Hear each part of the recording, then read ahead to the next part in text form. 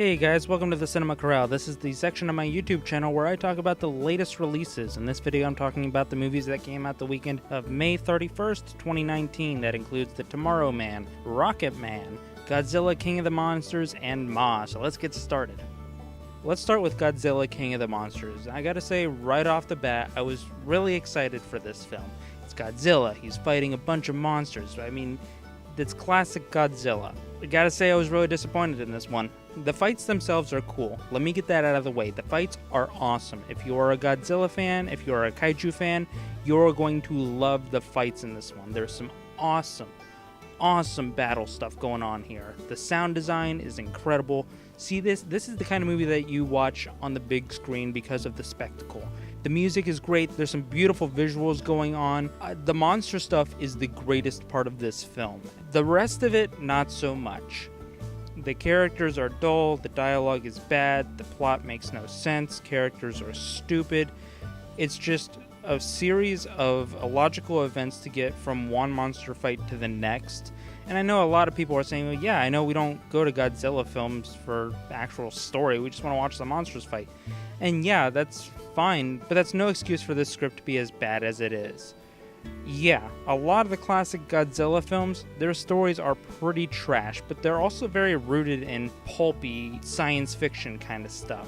I'm no stranger to that sort of thing. I love Silver Age comic books, I love crazy, wacky, goofy science fiction stuff. So before somebody says, oh, well, you just don't understand Godzilla, then no, I understand Godzilla. Like, I totally get what makes it work. I get there's this campy element to it. But the thing is, this movie and the previous Godzilla film, Godzilla 2014, they play this thing so seriously. And it's not like they're taking jabs at the genre or tongue-in-cheek jabs at the premise.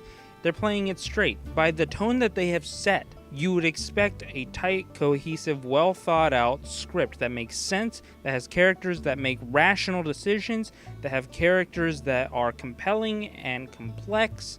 And yeah, I know the humans aren't the focus of the Godzilla film, but if you're going to go to the trouble of including them, at least make them good. And it's not like you can't have a human story and a monster story or a giant lizard story work. A lot of people are bringing up Jurassic Park, and I agree with them, because not only do you get the awesome dinosaur stuff, but you also get an interesting story with humans that you care about, and then that makes the story with the dinosaurs even more compelling, because then you have people to root for. If it's all just monsters all the time, everything on screen, and you don't have human characters to connect to, one, you're not going to get a great sense of scope with this thing outside of how they show the monsters, and two, when something happens to the characters, you're not going to care about them. That's not a sign of a good story. And I know, yeah, Godzilla movies are silly or whatever, but that's not an excuse. It's 2019, and this is early 2000s action movie bad. I'm sorry, if you disagree with me, that's fine, you're entitled to your own opinion. And yeah, if you're saying that the Godzilla fighting stuff is awesome, I absolutely agree with you. That's the best part of the movie, but everything else is absolutely dumb. The best character is Ken Watanabe, and that's only because he actually does something that is actually kind of heartfelt, and they give it the proper weight that it deserves. But because they didn't build up the character, I don't care about his character. I don't care about Millie Bobby Brown's character. I don't care about Vera Farmiga's character. I don't care about what's-his-face, the main guy he's basically a Gary Stu. He's telling government officials and military experts how to do this and that because he apparently knows better than them. It's dumb. I don't care about these characters. Vera Farmiga's character is absolutely, unabashedly stupid. She makes ridiculously dumb decisions. It weighed down the movie for me. And then you have the knockoff love child of Jack Nicholson and Jeff Goldblum cracking one-liners the entire time with the crew of what essentially amounts to Godzilla version of S.H.I.E.L.D. It's not funny, it's not clever, it's not creative. Godzilla fans deserve better than this. I was really looking forward to this film.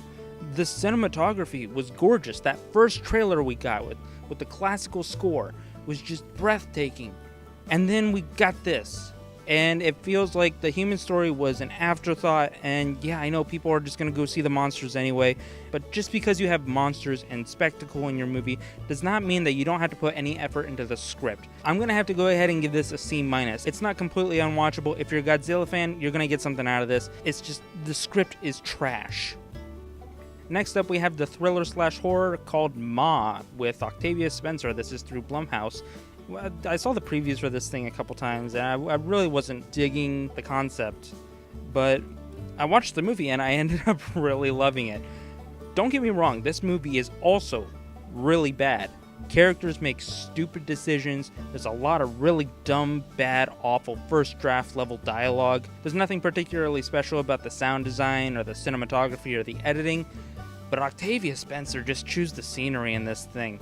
It's like a B movie. I absolutely had a great time with it. I know that this movie is not very good, but go watch it. I think this might become a cult classic. I'd love to see Octavia Spencer do more with evil characters, because she's just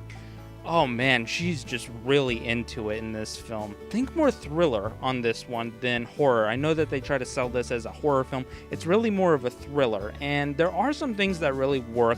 You do kind of feel bad for Octavia Spencer's character, but she's also a psychopath, so you kind of leave a little bit conflicted. I really don't have much else to say about this one. I also am going to objectively have to give it a D+, but absolutely go check this out. If you love bad horror/thriller films, you're going to have a great time in this. Next up we have The Tomorrow Man, and this stars John Lithgow and Blythe Danner. Honestly, I really don't remember anything about this movie. The premise itself is fine. It's about these two people, these elderly people. They're both rather neurotic. Blythe Danner's character is a hoarder, and John Lithgow is an end-of-the-world conspiracy theorist nut. They do have really good chemistry together. I will absolutely give them that. They're putting their all into this film. The rest of the movie, it's not good. In fact, I've forgotten a majority of it. I know it's not good, but I'm being honest here. I completely am being honest here. It's just so forgettable that I can't even remember why I didn't really like it. And I know that that's not a great critique of a film, but I really cannot remember this film. It's just really forgettable. There is some nice cinematography. I do remember some nice cinematography in here. Not particularly of any characters, but more of like objects. It's very TV advertisement level of beautiful cinematography. You know, the ones where they class it up a little bit. The editing is fine. Oh, I do remember something. Okay, so it's about these two people and they fall in love, right? That's the meat of the story. These two people in their golden years fall in love and they form a friendship and this and that or whatever. But the way that John Lithgow's character goes about meeting Blythe Danner's character is really, really creepy. And because this whole relationship has to start with that meeting, it really makes this relationship kind of hard to totally buy. He essentially stalks her at the supermarket. He parks super close to her car, so she has to interact with him. He shows up randomly to her place of business. I just had a really hard time buying that a woman would want to continue seeing a person who is basically stalking them. It was to the point where I was getting a little bit uncomfortable. The rest of the film is, like I said, it's really forgettable. And I feel bad in this video, I'm just giving out low grades, but this is a D. I mean, if you love John Lithgow and Blythe Danner, you're going to get something out of this. They're acting their asses off in this thing. The rest of the movie, it's not worth it. Alright, last up we got Rocketman, and this is the biopic about Elton John. It's directed by the same guy that took over directing responsibilities from Bohemian Rhapsody after Bryan Singer was canned, and he does a lot better job in this one, because he's actually given something to work with. I absolutely loved this film. It's just so incredible. It's a fantasy. It says it on the tagline. It's based on a real fantasy. I love the framing device in this film. If you've seen my video, The 5 Purposes of an Opening Scene, I do talk about framing devices, and this one is a great example of a framing device. It starts with Elton John going to rehab and retelling his life, and by doing that, it gives the movie the ability to use songs that were written way later in his career to help enhance the story as it's playing out. Now, it isn't like a bullet point event list like a behind the music documentary or how Bohemian Rhapsody kind of was. This one is just, it flows and you lose real sense of time. So you can see Elton John doing his first gig at the Palladium, and then maybe 30-40 minutes later he's in the 80s. And honestly, I think that kind of works for this film. I know that usually you want to have a clear sense of where you are chronologically, but I think this works because you see Elton John really get wrapped up in the drugs and the alcohol, and he loses perception of time. He'll wake up and he won't even realize what day it is or where he's at. And I think that kind of works for this film. This is very much a jukebox musical, so if you don't like musicals, actually go see this anyway because it's a great film. Taron Egerton is fantastic in this film. He does a great job of playing Elton John, embodying the character, and he actually sings the songs. He's got a great voice. I really dig him in this film. The rest of the supporting cast is also really good, but the thing that I really, really loved, that I got super pumped about, was just the way that they executed this thing. It's very theatrical, and it gets very surreal. There's a lot of surrealism kind of stuff going on here, and I love that. I live for surrealism in mainstream movies. Now, if you're looking for first this happened, then this happened, then he released this album, you're not going to get that here. I only remember one instance where you actually see an album title, and it's a gold record for Goodbye Yellow Brick Road. That's the only thing. This is a character piece, and as a character piece, it's fantastic.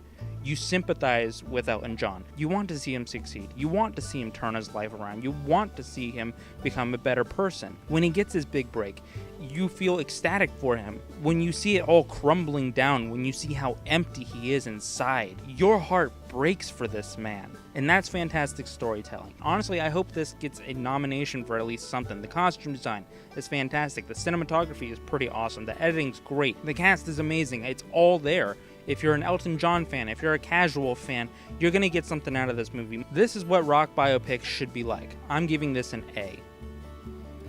So that about does it for this episode of Cinema Corral. I've got some more Rewind reviews that I got in the works. I'm going to be doing the Toy Story trilogy leading up to the release of Toy Story 4. So that's one a week, and then when it comes out, Toy Story 4. Be sure to like, comment, subscribe, all that typical YouTube stuff, and until then, I will see you later.